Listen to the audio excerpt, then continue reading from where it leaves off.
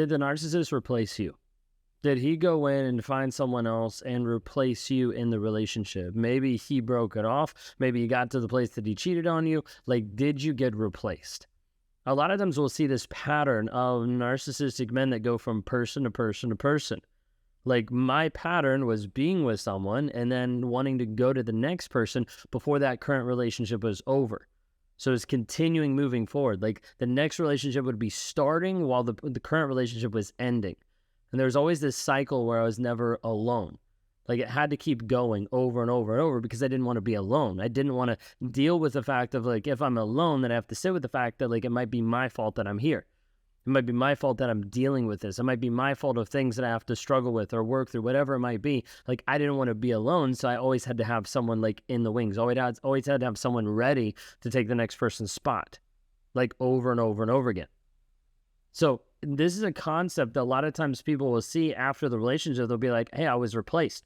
Like, this happened. Like, he left me. He gave up on me, all these different pieces. And I want to just ask you today, like, did this happen to you? The hard reality that you might not realize, you might not know, is a narcissist has already replaced you. You're just finding out about it now.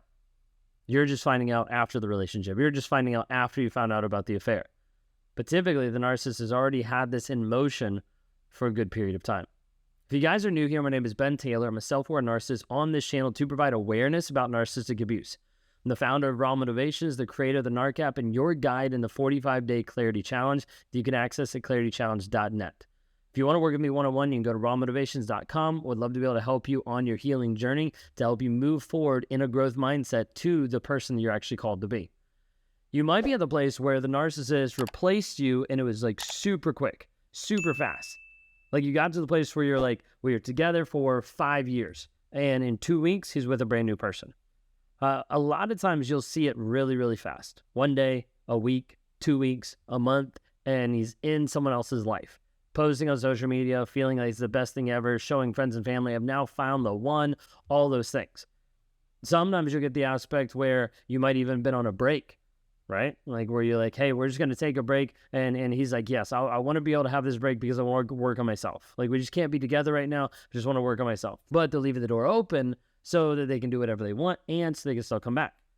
Narcissist loves to have their cake and eat it too. Like, I want to be with you, but I don't want to be with you because I want to be with like 5 other people at the same time, but I still want the door open so I can be with you.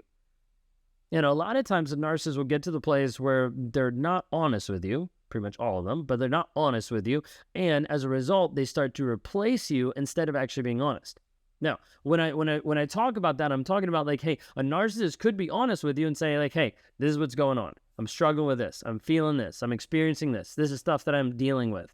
Don't want to be honest about that because that activates shame and guilt. I don't want to be honest about what's actually inside. So instead, it's like, let me find another person that doesn't know me, that doesn't understand the things that are going on so that I can get with them. Maybe they'll get me better. But they're still walking into the next relationship like not 100% themselves. Like, they're still hiding different things. They're still kind of shrouding stuff as far as like, hey, here's me, but it's a mask. It's a facade. And so as a result, they get into the next relationship and it's still like very shallow. It doesn't really go anywhere. Now, this concept of replacement that you normally see like, hey, I got replaced. Like, he was with me for 5 years and then he replaced me within 2 weeks. Like, I got replaced, that thought process. Once you understand that replacement normally starts early, it normally starts a couple years before it actually even happens. Okay, now you might see this more in the covert side than you would the overt side, but it is very real, and we've seen it very like many times in many situations working with different clients across the globe of where narcissists start to replace you multiple years before that actual physical or like mental, emotional like replacement actually happens. So how does this actually break down? Well, first off, the narcissist actually has to identify a target. Like, here's another person that I could be with. Here's another person that I could get with. Now, this might be someone that they cross paths with. It might be someone that they work with. It might be someone that they interact with in different associations, or they just meet at the gym, whatever it might be. But first is establishing like, hey, there's someone here that I'm going to cross paths with that I could interact with more, that I could establish more connection. And so the next stage is kind of like interacting and establishing interactions and a connection with this person.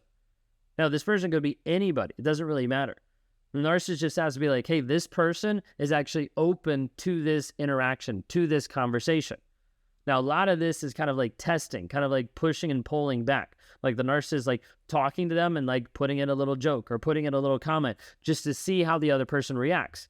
Like, did they repulse from it or did they lean into it? What type of energy is the other person putting off? Are they putting off an energy of like, hey, I'm wide open emotionally. I'm wide open sexually. I'm wide open. There's many different pieces where narcissists can kind of sense a lot of times like, hey, this person like doesn't know who they are. This person doesn't have boundaries, or this person's open to doing whatever. So why not go that direction? So first is kind of identify that target. You start to cross paths, then interact and establish like connection and like interactions. And like you have to understand all of those can be extremely intentional. Like all of a sudden, like starting to adjust the schedule of when he goes to the gym because he knows, hey, if I go at this time, I'm going to be coming in and out at the same time this other person is. And it produces a little interaction, these little touch points of like, hey, like I'm leaving, she's coming in at the same time. Like, hey, how's it going? Like 2-minute conversation.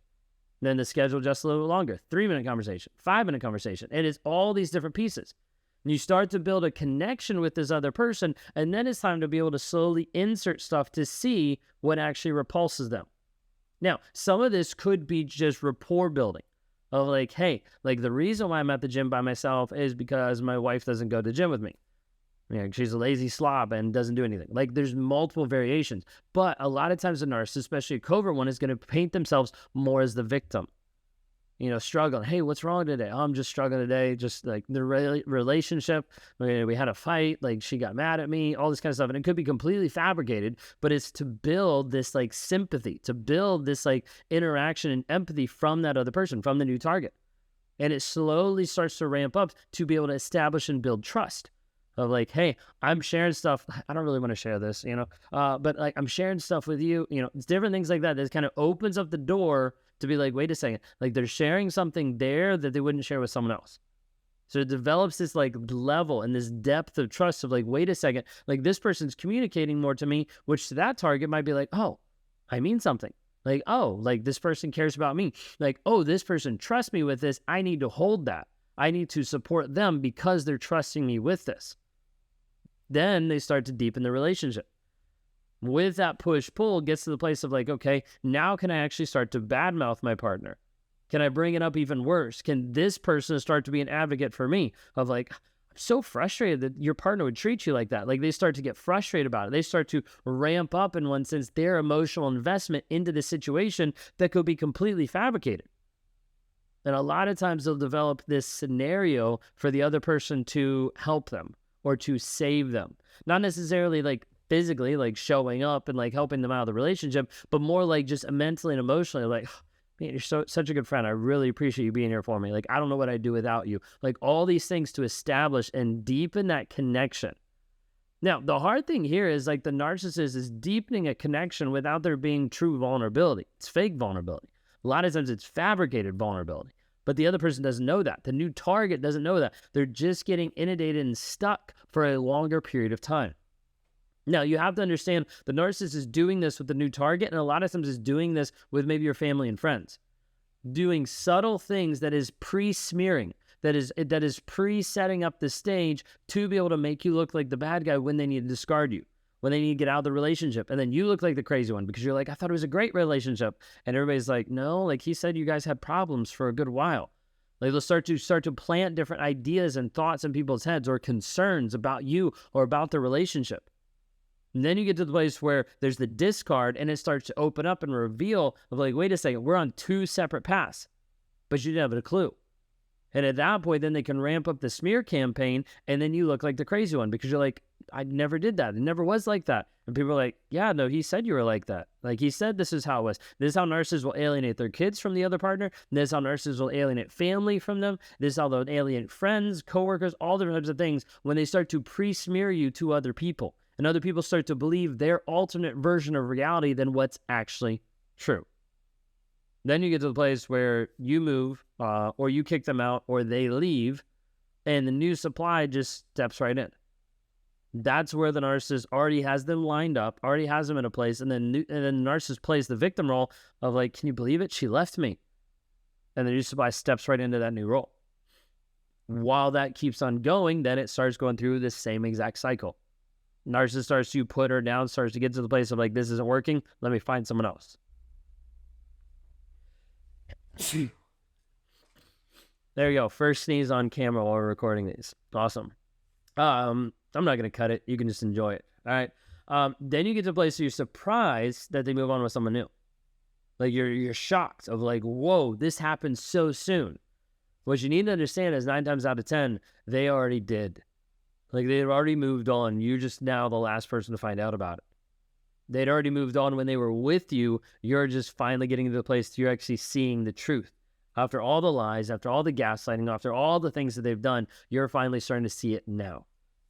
If you're the place where you're like, I don't even know if he's a narcissist. I don't even know if this is what's going on. I want to invite you to go to escapetoxicity.com. We have a 7-day challenge there for $7. Gives you lifetime access to the community, to the work, to the courses actually in there. And you go through in a systematic process every single day showing up for you.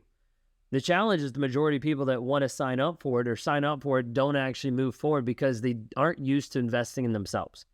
They aren't used to actually taking time every single day to say, hey, I'm going to work on my development, my investment into me every single day. Would you do that? Would you actually be interested in that? A lot of times people are interested, but they don't actually do it. If you want to know more about narcissism and how we actually help people heal from it and to break free of the mindset, and you get to hear from like my perspective, from the narcissism perspective, of giving you the hard truths of what you need to hear to start your healing process, go to escapetoxicity.com today. Go on and sign up for the 7-day challenge. If you want to talk to me one-on-one, you can go to rawmotivations.com. Would love to interact with you. Would love to help you move forward in your healing. And as always, if you haven't already, like and subscribe because we'd love to be able to have you around for more videos, more audios, and to be here in the community.